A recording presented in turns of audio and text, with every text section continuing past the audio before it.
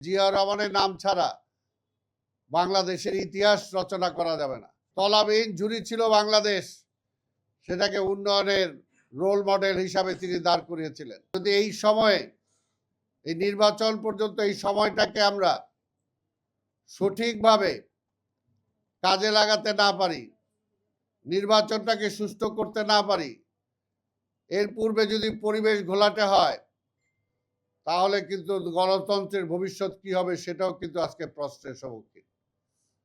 তাই বিএনপির পক্ষ থেকে আমরা সেটা চাই। আর কত রে ভাই, আর কত পরীক্ষা দেব বিএনপি? যত কিছু দোষ বিএনপি। হাসিনাও বলতো নির্বাচন কেন দিব, ওই তারেক রহমান আইসা দেশ চালাবে সেটার জন্য। 5ই আগস্টের পরে দুই একটা রাজনৈতিক দল বলেছে নির্বাচন কেন দেব, বিএনপি ক্ষমতায় আসার জন্য। বিএনপির দোষটা কি? বিএনপির দোষটা হলো এটাই যে বিএনপি জনগণের পক্ষে আছে, জনগণের পাশে আছে।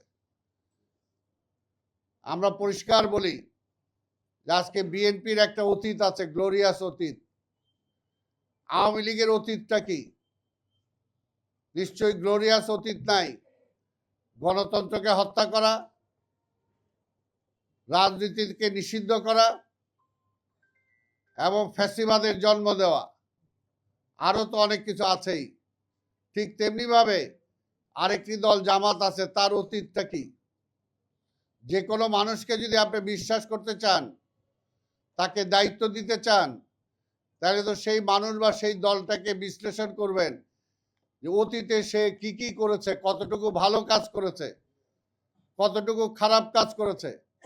আজকে অনেকে বিএনপির কথা বলেন, আমরা তো বলি বিএনপির অতীত দেখেই তো বিএনপিকে মানুষ সাপোর্ট করে, যে সব সময় বিএনপি জনগণের পক্ষে ছিল, জনগণের দুর্দিনে কাছে ছিল।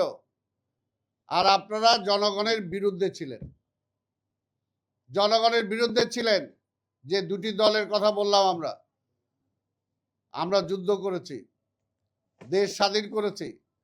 দেশ স্বাধীনতার আগে আওয়ামী লীগ কি চেয়েছে? আওয়ামী লীগ স্বাধীনতা চায় না, আওয়ামী লীগ পাকিস্তানের ক্ষমতায় যেতে চেয়েছে। আর আমরা স্বাধীনতার জন্য লড়াই করেছি। দেশ স্বাধীন হওয়ার পরে সেই আওয়ামী লীগ ক্ষমতায় বসে স্বাভাবিকভাবে যে মুক্তিযুদ্ধের যে স্বপ্ন, যে চিন্তা, যে চেতনা, সেটার সাথে বিশ্বাসঘাতকতা করেছে। এটা হলো বাস্তব।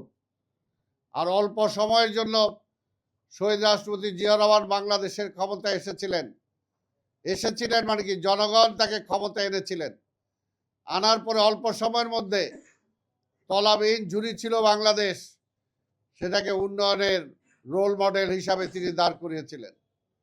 যে দেশে মানুষ না খেয়ে মারা গিয়েছেন, বেওয়ারিশ লাশ হিসাবে মানুষ রাস্তায় পড়ে থাকতো, আঞ্জুমানে মফিজুল ইসলাম সেটাকে দাফন করার জন্য তারা দায়িত্ব পালন করত। সেই দেশকে তিনি প্রত্যেকটা জায়গায় সংস্কার করে অল্প সময়ের মধ্যে তিনি মানুষকে খাইয়েছেন, বিদেশে চাল রপ্তানি করেছেন। আজকে প্রত্যেকটা সেক্টরে তিনি সংস্কার করেছেন, প্রত্যেকটা সেক্টরে।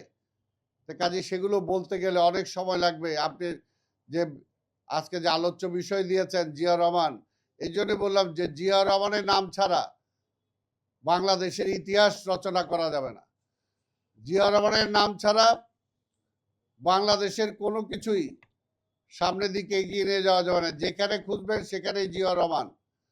তাই আজকেও বলতে চাই, এই সময় জিয়া রহমানের প্রতিচ্ছবি হিসাবে আমাদের মাঝে হাজির হয়েছেন তার সুযোগ্য সন্তান, আমাদের ভারপ্রাপ্ত চেয়ারম্যান তারেক রহমান।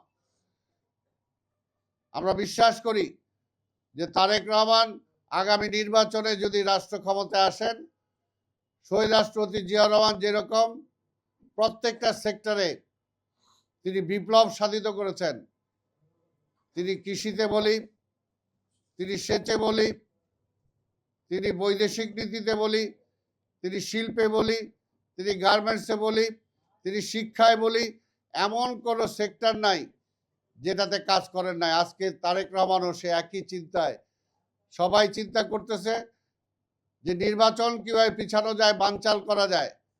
আর তারেক রহমান চিন্তা করছে যে আগামীতে নির্বাচনের পরে এই দেশের মানুষকে কিভাবে খাওয়ানো যাবে।